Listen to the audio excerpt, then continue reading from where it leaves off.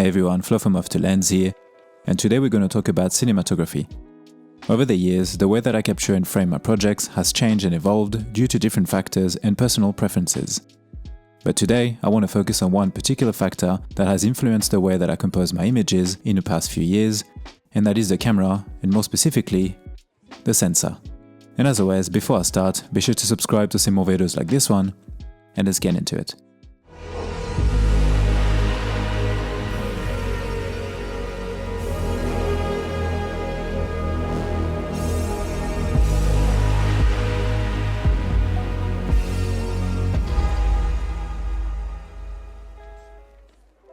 This video is sponsored by audio.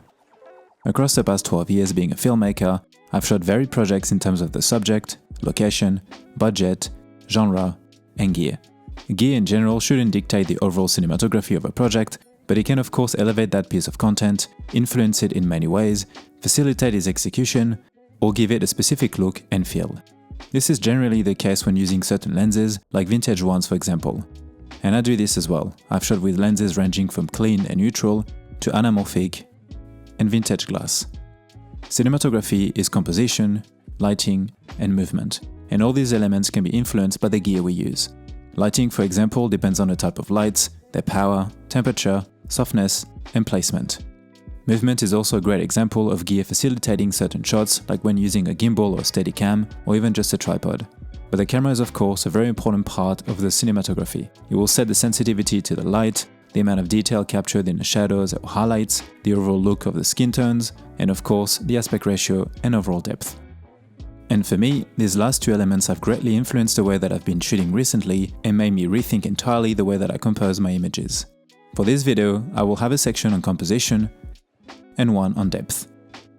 And as always, all the gear mentioned will be listed in the description below. Now let's get into it, but before that, here's a quick word about today's sponsor, Audio. Audio is a platform to license music and sound effects. I've been using them since the start of the year and I've been very happy so far. They have a massive high-end catalog with unlimited access to tons of curated songs from top indie artists and composers. But what really mattered to me firstly is the single license that covers you for practically everything, from YouTube monetization to social media, podcasts, weddings, and even commercial work. You also have a lifetime coverage. This means that any track you download during your subscription is licensed to that project forever, even if you cancel your plan later. They also have a bunch of different tools that I've tried over the past few months. Link Match is one that I've really been enjoying, for example, where you can paste a link from Spotify or YouTube, and the tool will find tracks in your audio library with a similar energy. Very useful for me that listens to and get inspired by a lot of soundtracks and music. You can also find similar songs to the one you're listening to very quickly using the little icon next to it. It's a very neat and handy feature. One other thing I really appreciate is the amount of options you have with the filters when looking for a song. I particularly like the fact that you can exclude instruments, which I think can be as helpful as including them. I also love that they focus on human creativity and not AI-generated music, which is extremely important for me. So far, I've created more than a dozen playlists, ranging from drama to electronic and ambient, and I've put aside more than 40 tracks already to use on current and future projects. If you're interested in audio, feel free to use the link in the description to check it out, and use code OFF2LENS to get 70% off your first year of Audio Pro, which brings the first year price down to just $59. When I started my filmmaking journey, I filmed in 4x3 or 16x9 because they were the available formats. As I developed my own style, I moved to CinemaScope, a 2.3:1, and I filmed in that format for years, to give it a more immersive, dare I say cinematic feel for both my documentary work and travel content. This choice came from watching a lot of movies and TV shows and by being heavily influenced by them. We often associate that ratio with epic and visually striking films. And for 10 years I saw and monitored my projects with that CinemaScope feel, even though none of my cameras had a sensor of that shape. If you look at my YouTube page, for example, you can see that aspect ratio being used from the oldest posted video in 2015 all the way to 2023. So what happened in 2023? The Blackmagic Cinema Camera 6K was released, and its native sensor was 3x2.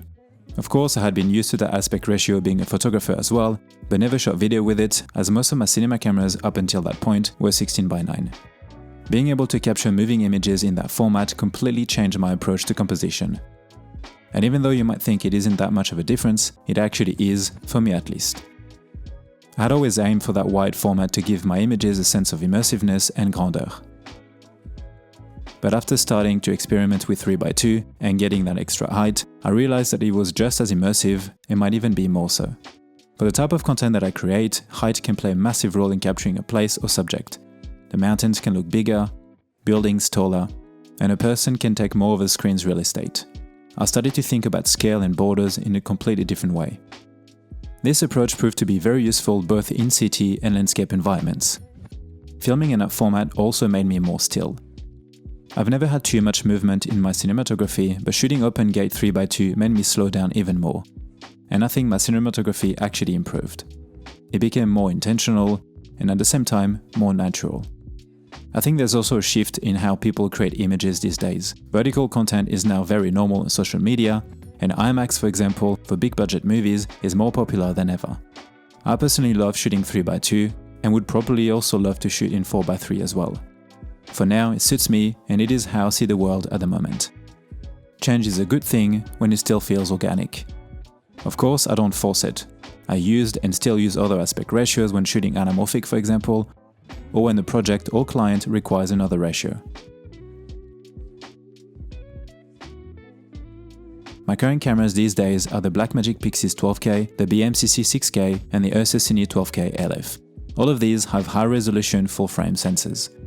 And I've also shot with the Ursa 17K, which has an even larger sensor. Having a large sensor isn't just about resolution and size, it is also about depth. It creates a very immersive image.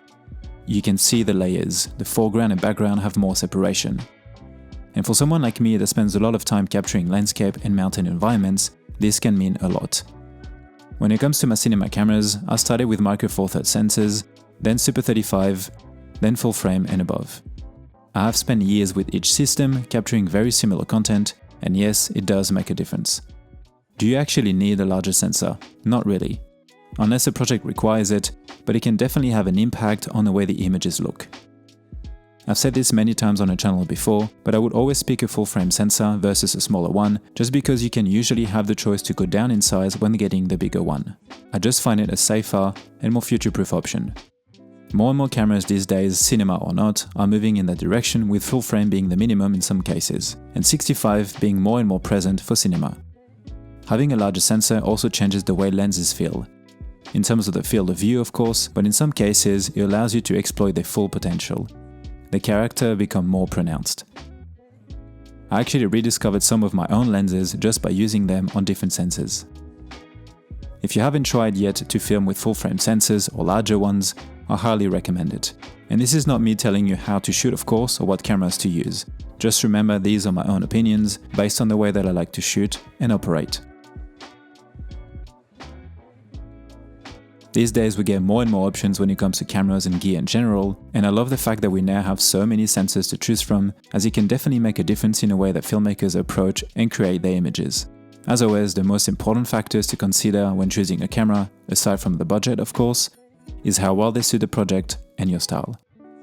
Personally, I'm very excited to see what camera manufacturers will be bringing out in the future and how we, the filmmakers, will use it. That's it for me for today, guys. Hope you've enjoyed this video and that it was both helpful and interesting to you, and if you did, feel free to subscribe. And also let me know what aspect ratios or cameras you use these days and why. And as always, thanks for watching, and I'll see you in the next one. Bye. Also, feel free to check out my 2 ebooks, Freelance Documentary Filmmaking and Travel Cinematography, where you can find a streamlined but comprehensive overview from pre-production all the way to marketing, built on years of my own experience shooting short documentaries and travel videos around the world. And if you are interested, I'm also doing filmmaking mentoring sessions when you can ask me anything about a wide variety of topics.